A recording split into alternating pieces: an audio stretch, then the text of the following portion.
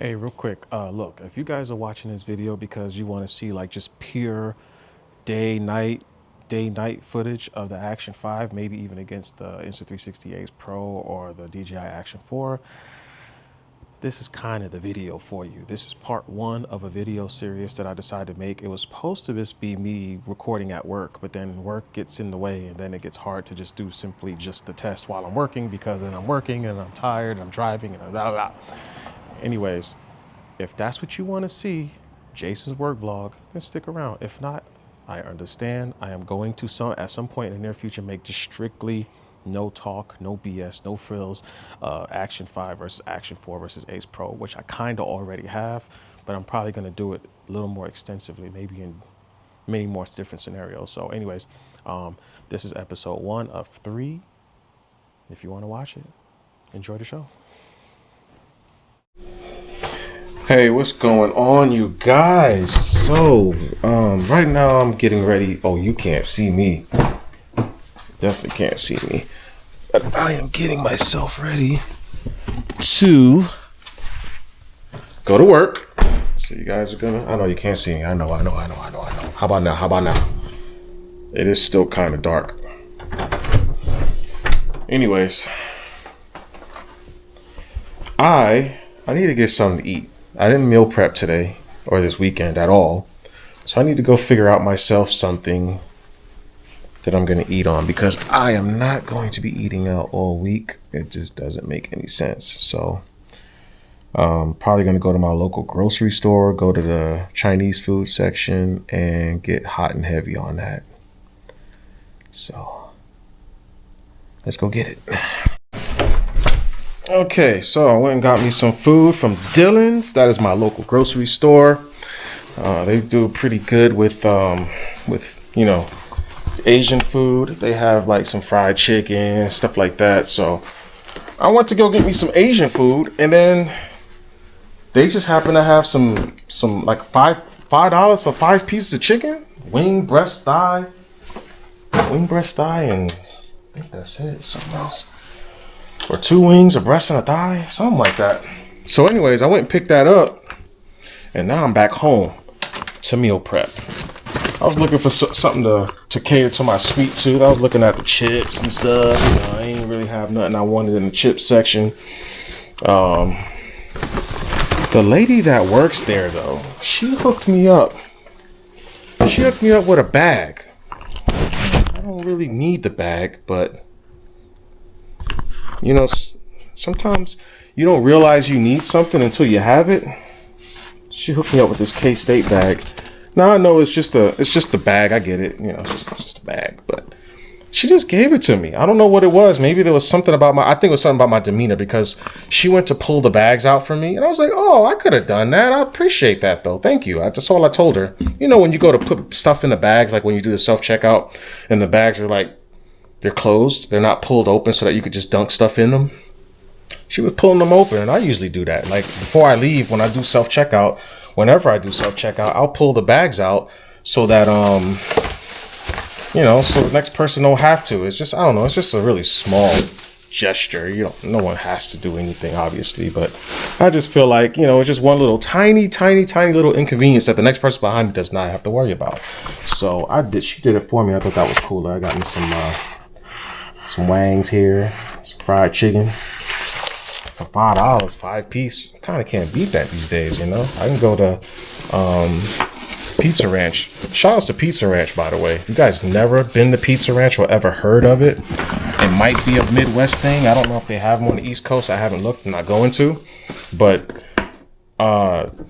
Pizza Ranch, and you would think, oh, well, it sounds like a good pizza spot. No, their fried chicken is the stuff.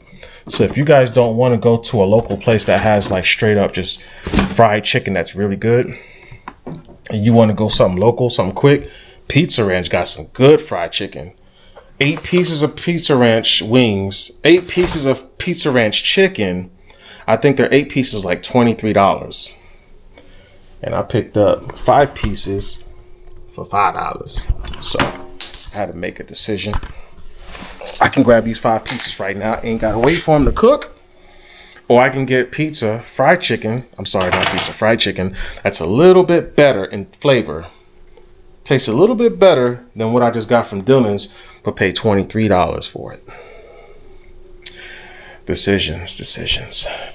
Okay, kind of showing you guys a little bit of my little meal prep stuff I got going on. Got some of the Chinese food. I put rice, so each one of these are pouches. This is just all my terminology. I didn't pick this up from anybody. This is all my self-made stuff. Pouch 1, 2, 3. I don't have numbers on them. I don't write numbers on them. I'm just showing you guys because that's how they're listed right here. They're just kind of 1, 2, 3-ish. So I got bulgogi and broccoli, right? In one of them, and I got orange chicken in one. So what I do is I'll use a spoon big like this one, and I'll scoop out a good big spoon's portion in each. And if I still have some left, then I'll do a little bit of dibble and dabbling, and maybe one might have a little bit more than the other. So I'll add whatever I have left over into that one. So I'm going to do actually bulgogi and orange chicken in each pouch. So these are going to be 3 meals. Meals this big for me, guys, I'll just eat one a day. And I'll eat as late as I could in my shift. And then I'll have the meal. So when I'm driving in a truck, even though I'm working, okay, even though I can only drive 11 hours, right? And this ain't even like 11 hours. That's it. 11 hours. That's it. I have to shut it down. But within 11 hours, I have 14 hours to drive 11 hours.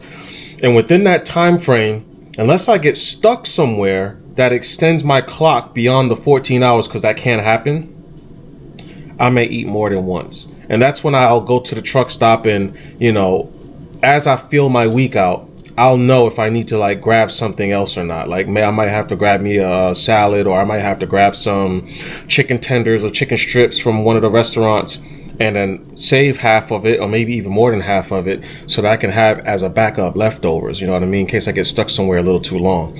But this is usually, if I have a perfect week, guys, I'm gonna eat tonight because I'm usually gone for 4 days, right?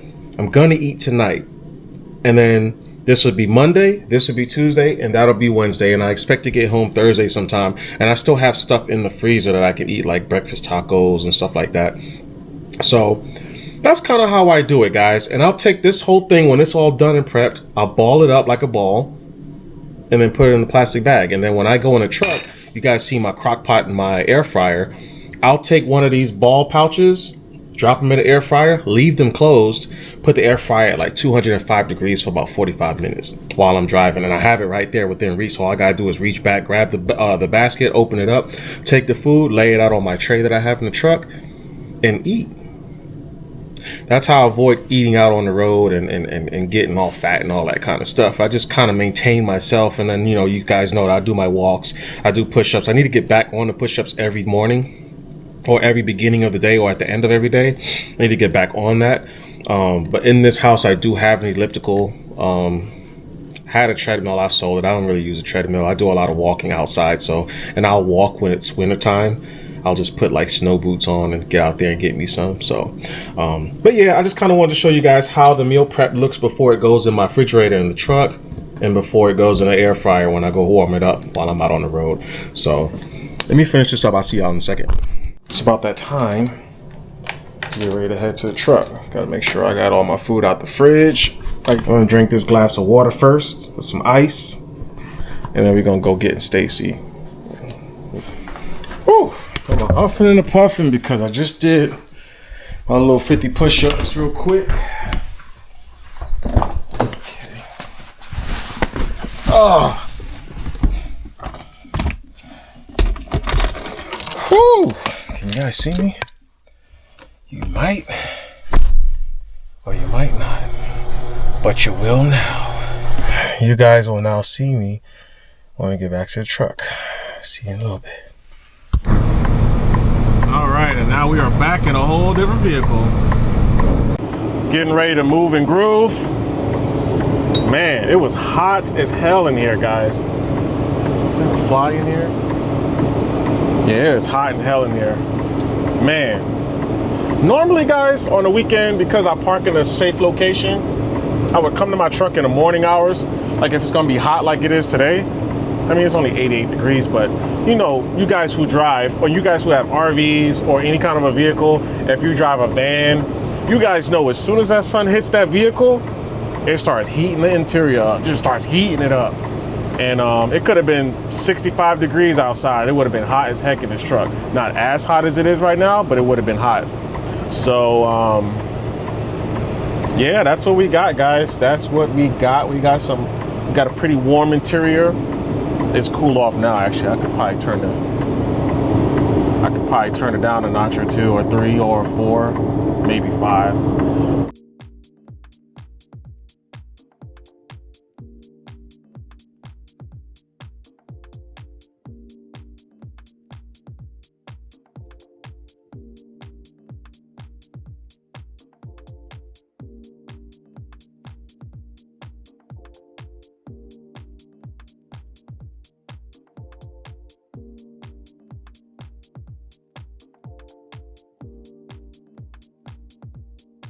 So this is with all the lights off. Insta360 AcePro. I had to throw it. All right, now we got that single light on now. That's how I look. All right, you guys, we're in, baby.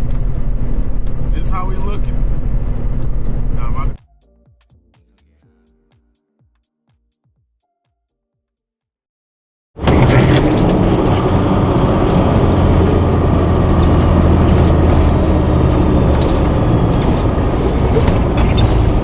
Your destination is on the right. All right.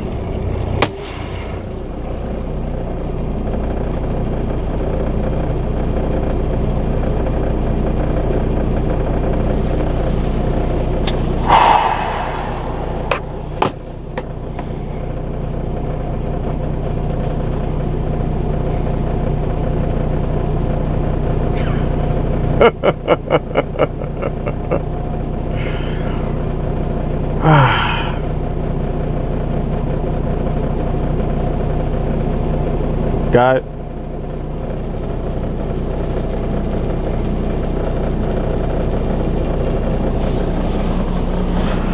Guys, let me tell y'all something.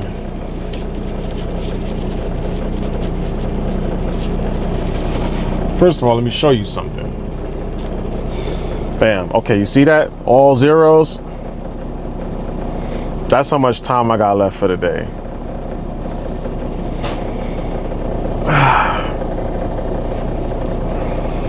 With all that being said, hold on, clear the lens off real quick.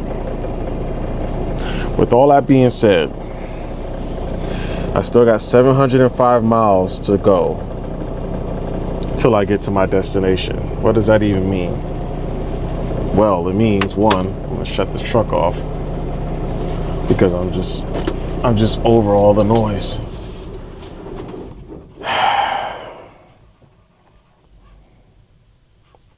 That was at least 11 hours and 45 minutes of just noise. And I used up, some of you guys may not know this. As truck drivers in the US at least, right? We have sanctions on how far we can drive in a 24-hour period. I'm tripping. There's only so many hours we can drive within a 14-hour period. Now that 14 hours could be extended. There's a bunch of details that go into that, but that's the general thing, right? You guys seen that? Zeros left on my clock. So that means I drove all of the 11 hours. I don't know how many people do that every day, every shift. I don't know how common that is. For me, that's an almost daily occurrence. Why do I do that? If I didn't stop in this is the only spot that I can stop in. The earliest spot behind me is about 14 and a half, 15 miles behind me. That puts me at 14, let's say 15 miles. That puts me 15 miles of a longer drive tomorrow when I start my clock up in 10 hours. Because after the shift is over, like mine just ended, we have to put consecutively for 10 hours. What you guys don't know, because you guys aren't on my work channel, my work vlog channel, is I used to get to this exact same spot with like 7 minutes on my clock, 6 minutes on my clock. And through the weeks, week by week by week by week, as my tires worn down, that window would get tighter and tighter and tighter and tighter. Now, let me give you guys a perspective. And I'm probably going to make some merch because I have a saying that I say, I'm not on a Sunday drive, I'm working. That's a slogan I say in my work vlogs because often people seem to have an issue with semi trucks overtaking them. This video gonna be long as hell, so if you guys don't want to be here that long, that's okay. I'm gonna record the whole week and then chop and screw it up so you guys aren't just watching bullcrap. But I want you guys to know this. For some reason, people seem to have an issue with a semi truck overtaking them. Don't know why, but if a truck is driving faster than you and he runs up on you, and then he goes to go around you, I don't understand why you would try to stop that from happening. But this happens to me every single day, multiple times a day. And it's quite annoying and it's very ridiculous. It just is. I don't understand it. Because just like everybody, right, in this world, everybody's got different things going on. So me personally, if I'm driving my car and I see a truck run up on me, or if I see another car run up on me, I try to come with the mindset that I don't know what they got going on. So I'll even move over to the side to kind of like give you an idea, like, oh yeah, I'm gonna go around him because he's kind of like moving out the way for me, because you just don't know what somebody got going on. Somebody could be on an emergency. Oh, my mom is dying, my dad's dying, I need to hurry up and get to the hospital, or my wife's having my kid, and you just don't know what somebody has going on. So I'm not gonna try to prevent you from doing whatever it is you're doing. I'm just gonna get out of your way because one, I don't want you behind me. I don't want you all sniffing my butt, and two, I don't know what you got going on. But for some reason, when I get in this truck, people do not give me that courtesy. Very few people do. I mean, very few. Almost so few that it's almost not even worth mentioning.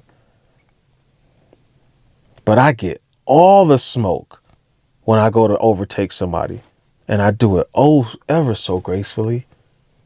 I do it with a lot of distance. You know, I don't cut people off. I don't swing my truck out. Like, you know, because it looks kind of rude when someone just swings out from behind you, like you're in their way and they're agitated with you. I don't do none of that stuff. I just do everything smooth and gracefully. Use my turn signals. When I'm out overtaking, I go as far as I can before I get back over, because I understand, like, when you cross that center line on the roads, sometimes there's debris in there. It gets thrown up, and now you got a nice little crack on your windshield. I just got a new windshield Friday. So, and it's Sunday. Well, it's Monday morning now, 6 o'clock in the morning, Monday morning. I just got a new windshield, and I enjoy having a nice, clear, clean, non-pitted, no rock chip having windshield. But I don't get that courtesy. And this isn't a trucker versus four-wheeler thing. That's not what we got going on here. I'm just telling you guys that, you know, just stay away from the trucks. That's all. There's not one time ever before I even started driving trucks where I would imagine that a truck is passing me and I'm going to speed up while they're passing me and just match their speed. It's never occurred to me. Never, ever, ever. I always think, get away from me. That's all I ever think. Get away from me. I don't want to be around these things. So I'm either going to let him go if he caught up to me, or if I caught up to a truck, I'm just going to go around it and I'm going to go about my business. I'm not going to sit there and use the truck as a pace vehicle while driving in front of it, where he continues to run up on me. I can't make this up. They get mad at me for keeping, and I'm like, I got times to make. I got appointments to make. I got customers. I'm working. I'm not on a Sunday drive. I don't care to mess with anybody. I'm just trying to conduct my work and did what I need to get done as fast as I can so I can get home as fast as I can so I can enjoy my weekend because I worked hard for it. I'm not on a Sunday drive. I am working.